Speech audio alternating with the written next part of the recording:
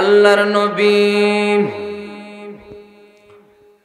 হযরতে আবু বকরকে লক্ষ্য করে বলে, আবু বকর রে, একদিন আগে না, 2 দিন আগে না, 3 দিন আগে না, 6 মাস আগে তোমারে জানাইছিলাম রে আবু বকর, মদিনার দিকে হিজরত করমু। তোমারে তো এই কথাটা আমি একদিন আগে জানাইছিলাম, সুদীর্ঘ 6 মাস আগে আমি তোমারে জানাইছিলাম। 6 মাস পরে আইসা তোমারে ডাক দিলাম, 1 সেকেন্ডও দেরি হইল না। তুমি কি ঘুমাও নাই?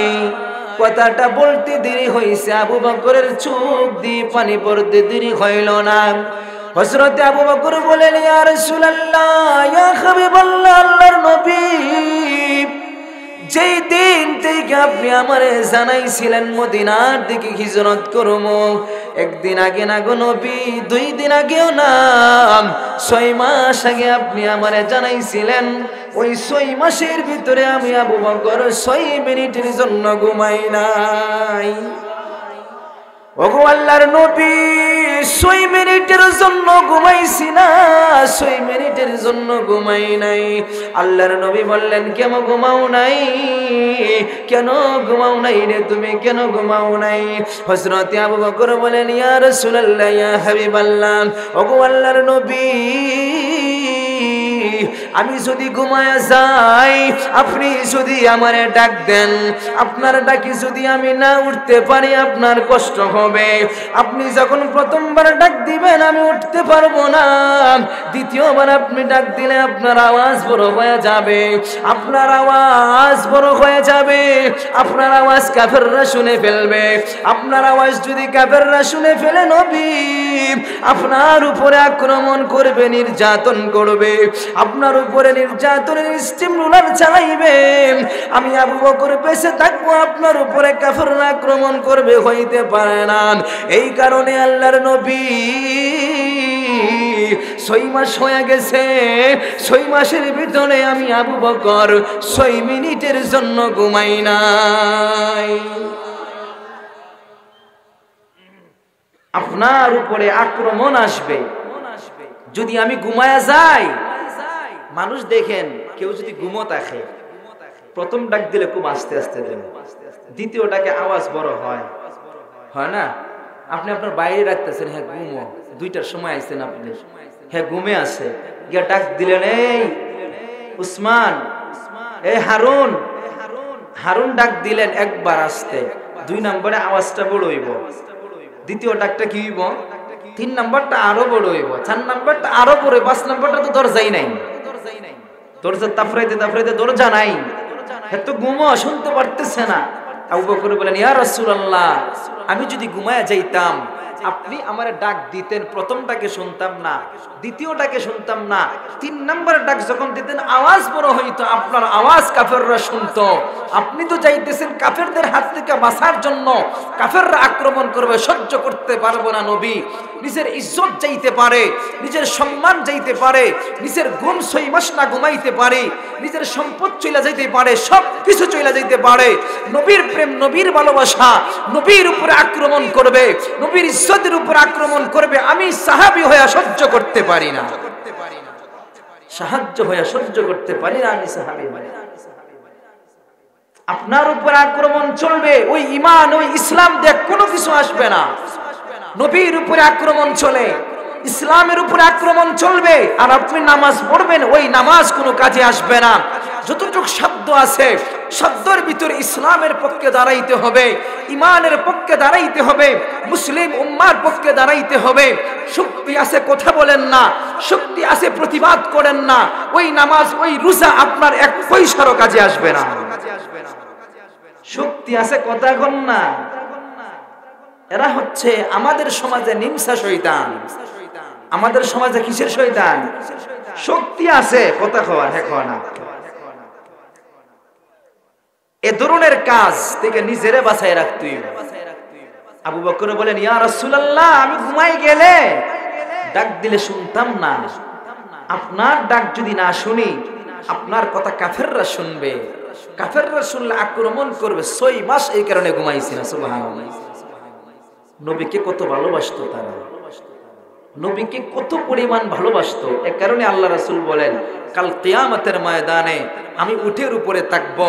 আল্লাহর রাসূল বলেন, আমি উটের উপরে থাকবো, ডান দিকে থাকবে আবু বকর, বাম দিকে থাকবে ওমর। হযরতে বেলাল উটের লাগাম ধরে ধরে আমি নবীর সাথে সর্বোচ্চ জান্নাত, জান্নাতুল ফেরদাউস আবু বকর প্রবেশ করবে। কেন বলছেন? নিজের জীবনের সবকিছু দিয়ে আমার নবীরে ভালোবাসছেন। আবু বকর, হযরত আবু বকর কাপড়ের ব্যবসায়ী ছিল। কিসের ব্যবসায়ী? কাপড়ের ব্যবসায়ী ছিল ওই যুগে। ওই যুগের কাপড় ব্যবসায়ী, টাকার কোনো অভাব ছিল না। এমন দিন আইছে আবু বকরের ঘরে 3 দিন হয়ে যায় রান্না হয় না, 3 দিন হয়ে যায় রান্না হয় না। অথচ এই লোকটা কাপড়ের ধনী ব্যবসায়ী ছিল। একদিন আল্লাহর রাসূল যুদ্ধের ময়দানে যাবেন। যুদ্ধের ময়দানে গেলে টাকার দরকার আছে না? টাকার দরকার আছে না? আল্লাহ রাসূল বইছেন, সাহাবায়ে কেরামদেরকে বলছেন, হে আমার সাহাবায়ে কেরামরা, যুদ্ধের ময়দানে যাইমো, তোমাদের বাড়িতে কি কি আছে, যার বাড়িতে যেগুলাই আছে নিয়ে আসো, যুদ্ধের ময়দানে যাওয়া লাগবে।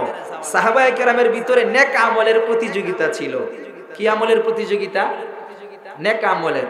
কে কার চাইতে নেক আমল বেশি করতে পারে। আর আমাদের যুগের প্রতিযোগিতা, কে কার চাইতে ভালো বাড়ি বানাইতে পারে, কে কার চাইতে ভালো টাকাওয়ালা হইতে পারে, এই প্রতিযোগিতা আমাদের সমাজে। আর সাহাবীদের সমাজে ছিল কে কার চাইতে নেক আমল বেশি করতে পারে। জোরে কোন ঠিক কিনা? সাহাবায়ে কেরাম এইরকম ছিল, নেক আমলের প্রতিযোগিতা। যখন আল্লাহ রাসূলে কইছে যার বাড়িতে যেটা আছে নিয়ে আসো, যুদ্ধের ময়দানে যাইমু, হযরত ওমর খুব খুশি, উসমান খুব খুশি। আবু বকরের তো টাকা নাই, সারা জীবন নেক আমলের দিক দিয়ে আবু বকর আমাদেরকে পিছনে ফালাইছে। আজকে আর আবু বকর আমাদের চাইতে অগ্রবর্তী হইতে পারবে না, কারণ আবু বকরের তেমন টাকা পয়সা নাই, গরিব মানুষ। আমাদের তো টাকা আছে, বেশি করে সম্পত্তি দিব, আল্লাহর রাসূল দোয়া করবে বেশি, নেক আমল আমাদের বেশি হইবে। সুবহানাল্লাহ। বাড়িতে গেছে হযরতে ওমর, হযরতে উসমান উট বুঝাই কইরা সম্পত্তি নিয়ে আসছে। হযরত ওমর সম্পত্তিকে 3 ভাগ করে 1 ভাগ নবীর দরবারে নিয়ে আসছে। সমস্ত সাহাবীরা সম্পত্তি নিয়ে মসজিদে নববীতে বসছে। আবু বকর নাই। আবু বকর টাকা নাই, পয়সা নাই, বেচারা কি দিব? আগেই তো দিয়া শেষ, এখন তো বাড়িতে কিছু নাই। আল্লাহ রাসূল শুধু আবু বকরকে খুঁজতেছে, কিরে আবু বকর কই?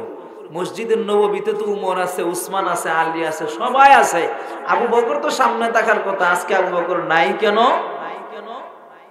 আল্লাহর রাসূল তাকায় দেখে মসজিদে নববীর কর্নারে, একেবারে মসজিদে নববীর বাহিরে হযরতে আবু বকরের হাতে যেন কি, হাতে কি নিয়া চোখ দিয়া পানি ছাড়ে আর ক্রন্দন করতেছে। আল্লাহর রাসূল আবু বকরকে ডাক দিলেন, এদিকে আসো। হযরত আবু বকর আল্লাহর রাসূল সাল্লাল্লাহু আলাইহি ওয়াসাল্লামের কাছে গেলেন। লাব্বাইক ইয়া রাসূলুল্লাহ, হে আল্লাহর রাসূল, বাড়িতে গেছিলাম, এগুলা আছে আর কিছু নাই। এগুলা কি? আল্লাহর নবী হযরতে আবু বকরকে ডাক দিলেন, ও আমার আবু বকর শুনো রে, আবু বকর শুনো, তোমার হাতে কি? তুমি কেন মদিনার মসজিদের ওই প্রান্তরে দাঁড়ায় আছো? তোমার হাতে কি? তুমি মদিনার মসজিদে প্রবেশ করো না কেন?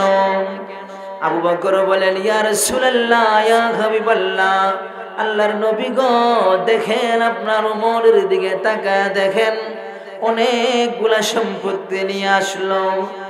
আপনি আপনার সাহাবী উসমানের দিকে তাকায় দেখেন, হযরতে উসমান এত সম্পত্তি নিয়ে আসছে, উট বোঝাই করে সম্পত্তি নিয়ে আসছে।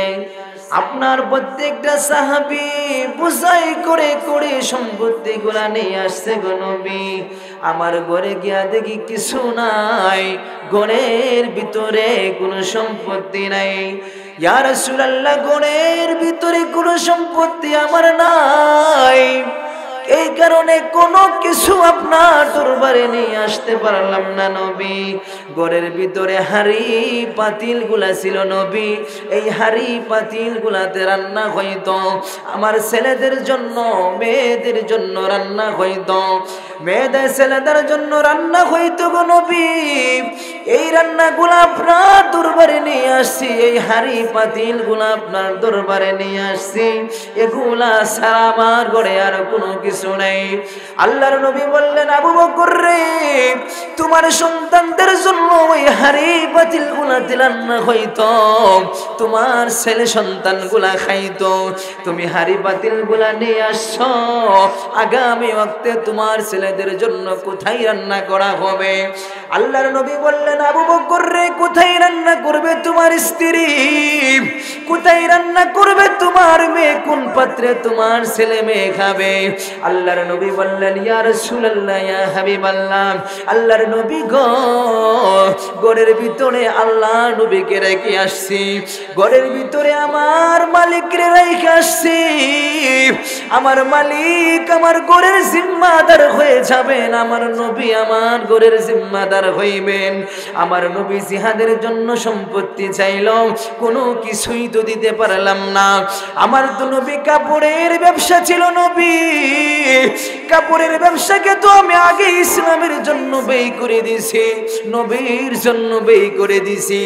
আজকে তো হযরতে ওমর এত সম্পত্তি নিয়ে আসছে, হযরতে উসমান এত সম্পত্তি নিয়ে আসছে, আমি তো কিছুই নিয়ে আসতে পারলাম না, খালি হাতে আপনার দরবারে দাঁড়াইতে পারবো না। এই কারণে নবী হাড়ি পাতিল গুলা আপনার দরবারে নিয়ে আসছি। আল্লাহর নবী চোখ দিয়া পানি ফালাই আকাশের দিকে তাকায় আমার নবী আল্লাহর দরবারে ডাক দিলেন, ওগো রব্বে কারীম, আল্লাহ আমার আবু বকর আমারে এত ভালোবাসে, আমার আবু বকর আমারে এত মুহাব্বত করে মালিক, নিজের সন্তানের জন্য রান্না হইতো, ওই হাড়ি পাতিল গুলা আমার জন্য নিয়ে আসলো। ওগো আল্লাহ, তোমার দরবারে জানায় রাখলাম, আমার আবু বকরের ঘরের জিম্মাদার আপনি হয়ে যান মালিক। আল্লাহর নবীর দোয়া দেখে ওমর বলেন, ইয়া রাসূলুল্লাহ, আমাদের তো মনে হয়েছিল আজকে নেক আমলে হযরত আবু বকরের চাইতে বেশি থাকবো না, না না, আল্লাহর নবীর দোয়ার বদৌলতে দেখা যায় হযরত ওমর হযরত উসমান বলেন, যদিও আবু বকর সম্পত্তি দিছে কম, নবীর প্রেম ছিল, নবীর ভালোবাসা বেশি ছিল, যদিও আমরা সম্পত্তি দিছি বেশি, কিন্তু আবু বকরের দান আল্লাহর দরবারে বেশি কবুল হয়ে গেছে।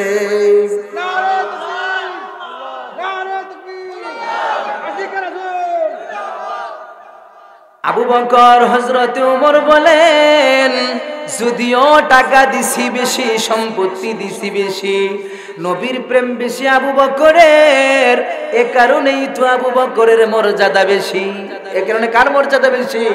আবু বকরের মর্যাদা বেশি।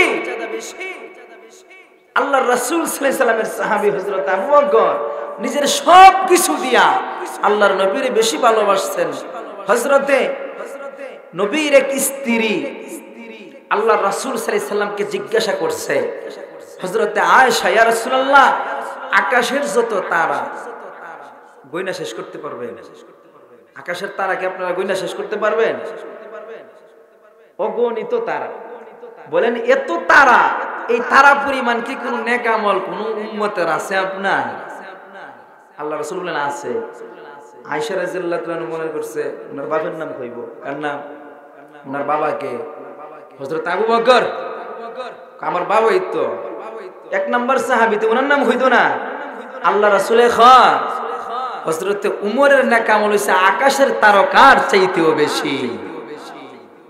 হযরত আয়েশার মনটা খুব খারাপ, মনে কইছিল বাবার নাম কইব, বাবার নাম কইল না, আরেকজনের নাম কইছে, মনটা খারাপ। স্ত্রীর মন খারাপ, মেয়েদের মন তো এমনিতেই কিছুটা অন্যরকম থাকে না, নিজেরটা বুঝে। আয়েশা রাদিয়াল্লাহু তাআলা তো অন্যরকম, উনার হিসাব আলাদা। আমাদের মেয়েরা দেখবেন একটা স্বভাব আছে, খালি নিজেরটা বুঝে, উপরটা তো একটা বুঝতে চায় না।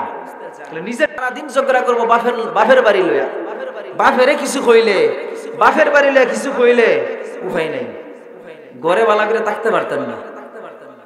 বাপে দেয় না খাওয়ায় না, বায় দেয় না খাওয়ায় না, তারপরেও বউয়ের বায়ের বিরুদ্ধে কথা হয়ে দেখেন ঘরে শান্তি পাইবেন না কোনোদিন। শ্বশুর বাড়ির একটু বদনাম করলেই স্ত্রী আর ঘরে তাকার লাগে দেয় না, বুঝেন না?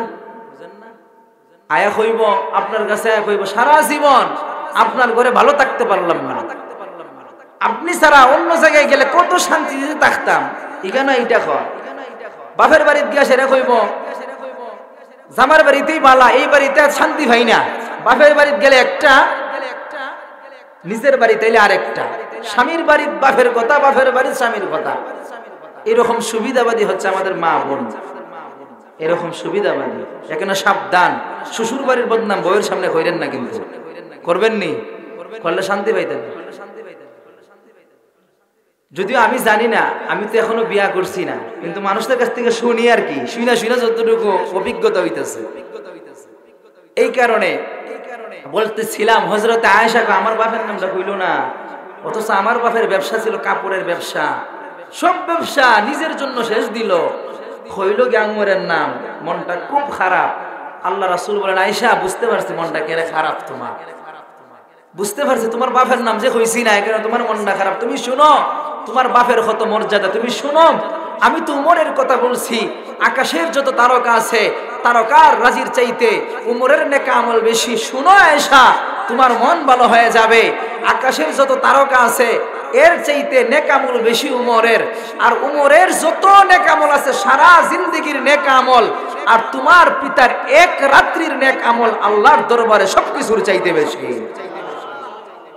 মদিনাতে গেছিল যে হিজরত কইরা, যেই গুহায় আল্লাহ রাসূলের সাথে হযরত আবু বকর এক রাত্র কাটাইছিল, আল্লাহর রাসূল বলেন এই রাত্রকে যদি, এই রাত্রির নেক আমল যদি আবু বকরের এক পাল্লাই রাখা হয়, পৃথিবীর আনেওয়ালা কিয়ামত পর্যন্ত সমস্ত উম্মতের নেক আমল আবু বকরের এক রাত্রির নেক আমলের সমান হইতে পারে না। এত নেক আমল ছিল হযরত আবু বকর রাদিয়াল্লাহু তাআলা। তাহলে উনারা নবীরে মানছে না, উনারা নবীরে মানছে না, নবীর প্রেম, নবীর ভালোবাসা, নবীর আদর্শ ওনাদের জীবনে ছিল। এ কারণে আপনার ভিতরে যদি নবীর আদর্শ না থাকে, নবীর ভালোবাসা না থাকে, তাহলে কোনোদিন আপনি আশিক রাসূল হইতে পারেন না, কোনোদিন হইতে পারেন না। কারণ আমার নবীর চরিত্র পৃথিবীর কোন নবীর চরিত্রের মতো ছিল না। হযরত আদম নবীকে আল্লাহ পাঠাইছে, ওয়া ইন্নাকা লা আলা খুলুকিন আযীম বলেন নাই। আল্লাহ হযরতে নূহকে পাঠাইছে, ওয়া ইন্নাকা লা আলা খুলুকিন আযীম বলেন নাই। আল্লাহ হযরতে ইব্রাহিমকে পাঠাইয়া ওয়া ইন্নাকা লা খুলুকিন আযীম বলেন নাই। আল্লাহ হযরতে ইদ্রিসকে পাঠাইয়া উনার শানে একথা বলেন নাই। আল্লাহ হযরতে ইউসুফকে পাঠাইয়া উনার শানে একথা বলেন নাই। আল্লাহ হযরতে ইসমাঈলকে পাঠাইয়া উনার শানে একথা বলেন নাই। আল্লাহ হযরতে ইয়াকুবকে পাঠাইয়া উনার শানে একথা বলেন নাই। আল্লাহ হযরতে ইউনুসকে পাঠাইয়া উনার শানে একথা বলেন নাই। আল্লাহ হযরতে আদমকে পাঠাইয়া উনার শানে একথা বলেন নাই। আল্লাহ হযরতে ঈসাকে পাঠাইয়া উনার শানে একথা বলেন নাই। আল্লাহ হযরতে দাউদকে পাঠাইয়া উনার শানে একথা বলেন নাই। আল্লাহ হযরতে সুলাইমানকে পাঠাইয়া উনার শানে একথা বলেন নাই। আল্লাহ হযরতে উযাইরকে পাঠাইয়া উনার শানে ওয়া ইন্নাকা লা আলা খুলুকিন আযীম বলেন নাই। যেই মাত্র আমার নবী, তোমার নবী, আকা নবী, হাবিব নবী, মাহবুব নবী, সাদিক নবী, মসদুক নবী, নবীকুল সম্রাট, নবীকুল শিরোমণি, সাইয়্যিদুল আম্বিয়া ওয়াল মুরসালিন, কাল কিয়ামতের ময়দানে যিনি বিচার দিবসের সুপারিশকারী হবেন, এই নবীকে যেই দিন আল্লাহ দুনিয়াতে পাঠাইছেন, সাথে সাথে আল্লাহ কোরআনে জানায়া দিলেন ওয়া ইন্নাকা লা আলা খুলুকিন আযীম। এই নবীর চরিত্র সমস্ত নবীর চরিত্রের চাইতে বেশি। যেই নবীর চরিত্র সব নবীর চরিত্রের চাইতে বেশি, ওই নবীরে ভালোবাসতেই নিজের সবচাইতে বেশি, নিজের সবচাইতে বেশি। তা না হইলে আপনি পরিপূর্ণ ইমানদার হইতে পারবেন না। কিছু মানুষ শুধু মুখে দাবি করে যে আমি নবীর পাগল, কিন্তু যদি নামাজ পড়ছে না, নামাজ পড়ে না, শুধু খালি মুখেই যে নবীরে ভালোবাসি। এই কারণে মুসলমান ভাই আমার, কেউ যদি আপনাকে প্রশ্ন করে কিরে তুমি কি নবীর পাগল নাকি, আপনি জিজ্ঞাসা করবেন হ্যাঁ আমি নবীর পাগল, কেউ যদি বলে আমি নবীর পাগল, তোমার প্রমাণ কি? তুমি কিভাবে নবীরে ভালোবাসে আমারে বুঝাও। যুবক রে, তুমি সাথে সাথে বলবা আমি নবীরে ভালোবাসি কারণে টুপি পরিধান করছি। কেউ যদি আপনাকে প্রশ্ন করে আপনি নবীর পাগল কিভাবে, জিজ্ঞাসায় আপনি বলে দিবেন নবীর পাগল আমি দাঁড়িয়ে রাখছি, এ কারণে আমি নবীর পাগল। কেউ যদি আপনাকে প্রমাণ চায় আপনি নবীর পাগল, প্রমাণ কি? আপনি বলবেন জুব্বা পরিধান করছি এ কারণে নবীর পাগল। কেউ যদি বলে নবীর পাগল, আপনি প্রমাণ দেন নামাজ পড়ি, নবীর প্রতি আমি দরুদ পড়ি, নবীর পাগল। কেউ যদি এগুলা করতে পারে, নিজেকে নবীর প্রেমিক বানাইতে পারে, নবীর আদর্শের টুপি যদি কেউ পরিধান করতে পারে, আমার নবীর সুন্নত জুব্বা যদি কেউ পরিধান করতে পারে, যুবক তুমি যদি দাঁড়িয়ে রাখতে পারো, আমি যুবক হওয়ার পরে যদি দাঁড়িয়ে রাখতে পারি, তুমি যুবক কেন দাঁড়িয়ে রাখতে পারবা না? যুবক নিজের ঈমানকে সংশোধন করো, নিজের আখলাককে সংশোধন করো, নিজের চরিত্রকে সংশোধন করো। তুমি যদি নবীর সুন্নতের দিকে নিজের পাকে বাড়াইতে পারো, আমার রব্বে কারীম আল্লাহ বলেন দুনিয়ার জীবন তোমার সুন্দর হয়ে যাবে। যুবক তুমি যদি দাঁড়িয়ে রাখো, যুবক তুমি যদি জুব্বা পরিধান করো, যুবক তুমি যদি পাঞ্জাবি পরিধান করো, দুনিয়ার রঙিন স্বপ্নকে যদি তুমি বাদ দিতে পারো, আমার হাবিব বলেন যে সমস্ত বান্দারা আমি নবীর গুণে গুণান্বিত হয়ে যাবে, আমি নবীর আদর্শে আদর্শবান যদি কোনো যুবক হয়ে যায়, কালকে আমাদের ময়দানে আমি হাবিব ওই যুবককে সুপারিশ করে আমি নবীর সাথে জান্নাতে নিয়ে যাব। এ কারণে যুবক, তোমার যদি কেউ প্রশ্ন করে তুমি নবীর পাগল, প্রমাণ দাও, তোমার শরীর প্রমাণ করে দিবে যে তুমি নবীর পাগল, তুমি নবীর প্রেমিক। অনেকে মনে করতে পারে যারা বুড়া তারাই দাঁড়িয়ে রাখে, দাঁড়িয়ে রাখলে বউ পাওয়া যায় না, এ কারণে দাঁড়িয়ে রাখি না। দাঁড়িয়ে রাখলে বুঝি বউ পাওয়া যায় না, হয় না? দাঁড়িয়ে রাখলে বুঝি বুড়া হয়ে যায়, দাঁড়িয়ে রাখলে কি বুড়া হয়ে যায়? যাদের দাঁড়িয়ে রাখছে, যারা নবীর সুন্নাহ ব্যবহার করছে, নবীর সুন্নাত দাঁড়িয়ে রাখছে, তাদের জীবন আল্লাহ তাআলা দুনিয়া তো সুন্দর করছে, আখিরাতও করবেন ইনশাআল্লাহ। এখানে যারা দাঁড়িয়ে রাখছে এদেরকে খোঁটা দেয় যে দাঁড়িয়ে রাখছে বউ পাইবে তো। পৃথিবীতে যারা দাঁড়িয়ে রাখছে যুবকরা, এরা কি বিয়া ছাড়া আছে নাকি? এই যুবক যারা আছে কথা কও নাকি, বিয়া ছাড়া কোন যুবক আছে নাকি যাদের দাঁড়িয়ে আছে? বিয়া ছাড়া তো কেউ নাই।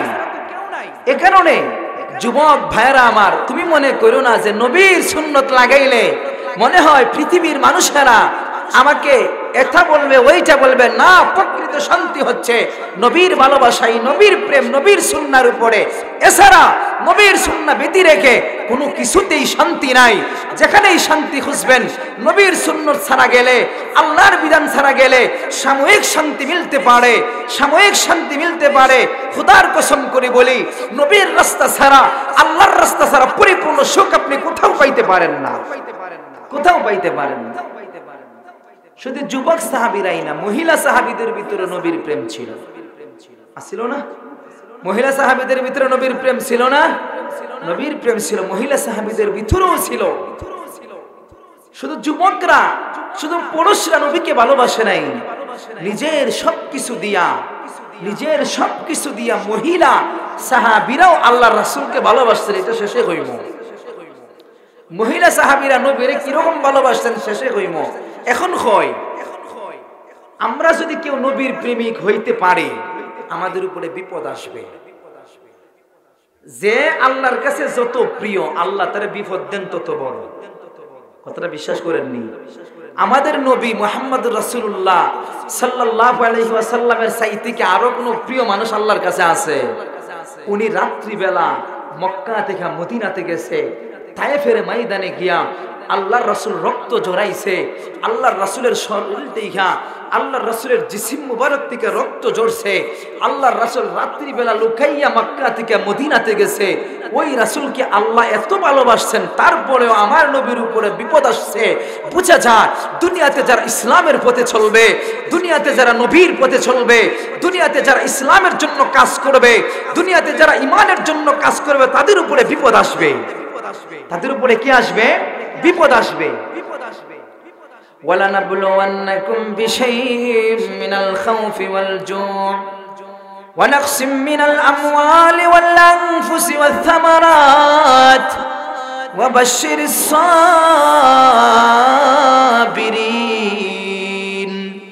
আমার আল্লাহ বলেন, বান্দারা রে, আমি আল্লাহ তোমাদেরকে বুখা দিয়া, তোমাদের রিজিকের অভাব দিয়া, তোমাদের সম্পত্তিকে হরণ করার মাধ্যমে, বিভিন্ন বালা মুসিবত দিয়া আমি আল্লাহ তোমাদের ঈমানের পরীক্ষা করব। এ কারণে যুবক ভাই, মৃত্যু বাবাজিরা, আপনি যদি আল্লাহর হয়ে যান, আল্লাহ আপনাকে দুনিয়াতে বিভিন্ন ভাবে আপনাকে বিপদ দিয়া পরীক্ষা করবে। আপনার সন্তান নিয়ে নিবে, আবার কাউকে সন্তান দিবে না, কাউকে শুধু ছেলে দিবে, মেয়ে দিবে না, কাউকে মেয়ে দিবে, ছেলে দিবে না, কাউকে অভাব দিবে, অনটন দিবে, সবকিছু দিয়ে আল্লাহ আপনার ঈমানের পরীক্ষা করবে।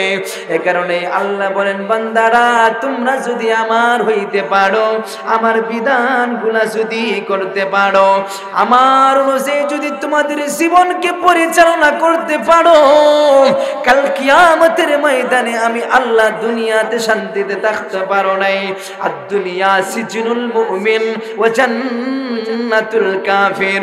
এই দুনিয়াতে ভালোভাবে চলাফেরা করতে পারো নাই, এই দুনিয়াতে হালাল ছিল, হারাম ছিল, কাল কিয়ামতের ময়দানে আল্লাহ রাব্বুল আলামিন বলেন, আমি আল্লাহ তোমাকে কমপক্ষে 10 দুনিয়ার সমান একটা জান্নাত দিব।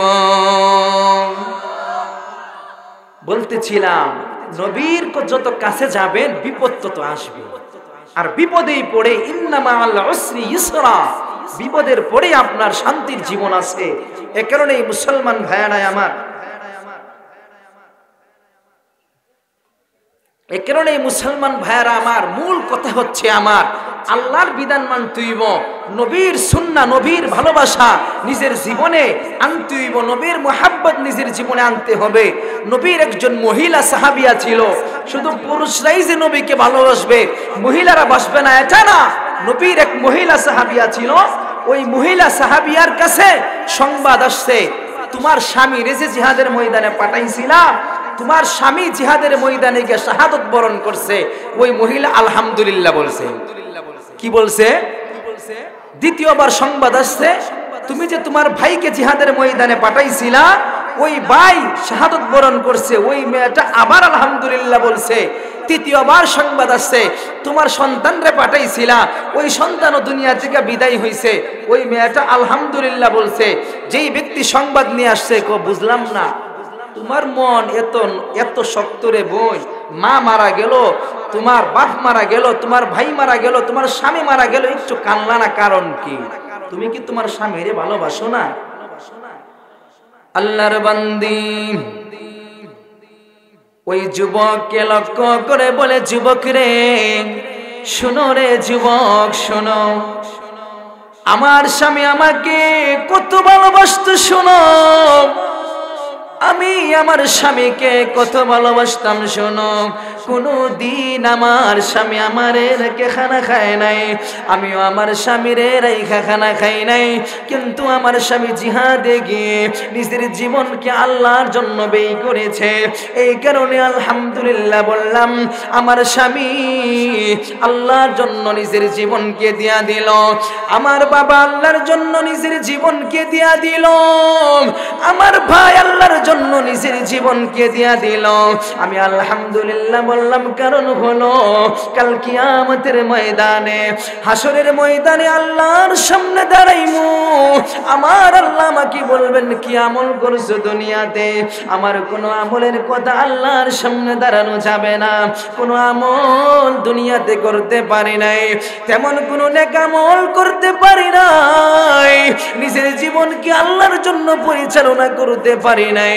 ওই দিন আমি আল্লাহর দরবারে দাঁড়ায় বলবো, ওগো রব্বে কারীম আল্লাহ, যদিও নিজে জিহাদ করতে পারি নাই, আমার স্বামীর জিহাদে পাঠাইছিলাম, যদিও ইসলামের জন্য নিজে লড়তে পারি নাই, আমি আমার বাবার ইসলামের জন্য পাঠাইছিলাম, আমি আমার বাবার ইসলামের জন্য পাঠাইছি, জীবনে আর কোনো আমল নাই।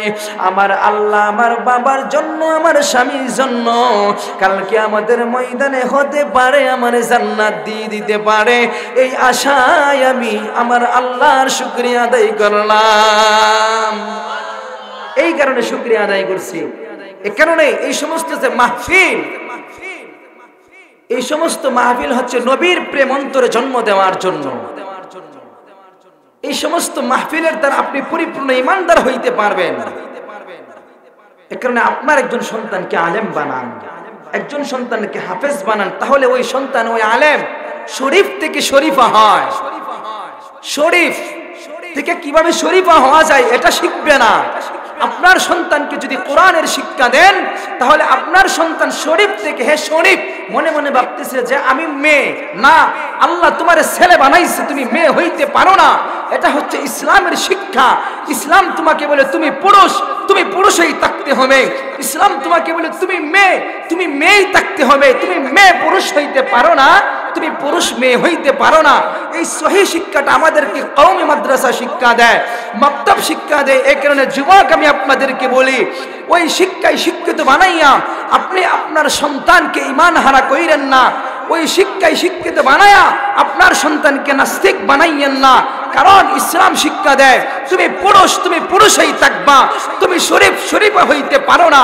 শরীফা কোনোদিন শরীফ হইতে পারে, ছেলে কোনোদিন মেয়ে হইতে পারে, আর মেয়ে কোনোদিন ছেলে হইতে পারে। এই ধরনের সিলেবাস যদি থাকে, এই ধরনের বই পুস্তক যদি থাকে, শরীফ ইচ্ছা করছে শরীফা, শরীফা ইচ্ছা করছে শরীফ, এই ধরনের বই পুস্তক, এই ধরনের পাঠ্যসূচি পড়ে আমার সন্তান কোনোদিন নবীর প্রেমিক হইতে পারে না। আমার সন্তান কোনোদিন ইসলামী শিক্ষায় শিক্ষিত হলে এ ধরনের কথা বলতে পারে না।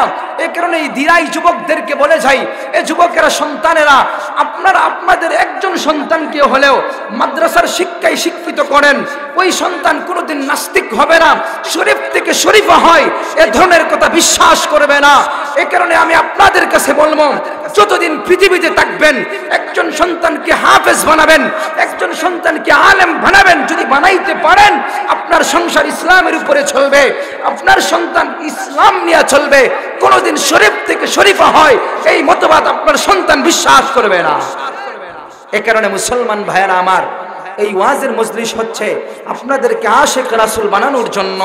আমি আপনাদেরকে একটা কথা বলি, আপনারা সবাই সবার সন্তানদেরকে, এক একজন সন্তানকে কমপক্ষে আলেম বানাইবেন তো ইনশাআল্লাহ? সবাই হাত তুলি, কে কে বানাবো? একজন ছেলে, একজন ভাইকে আমরা আমাদের পরিবার থেকে একজনকে আমরা আলেম বানাবো, হাফেজ বানাবো।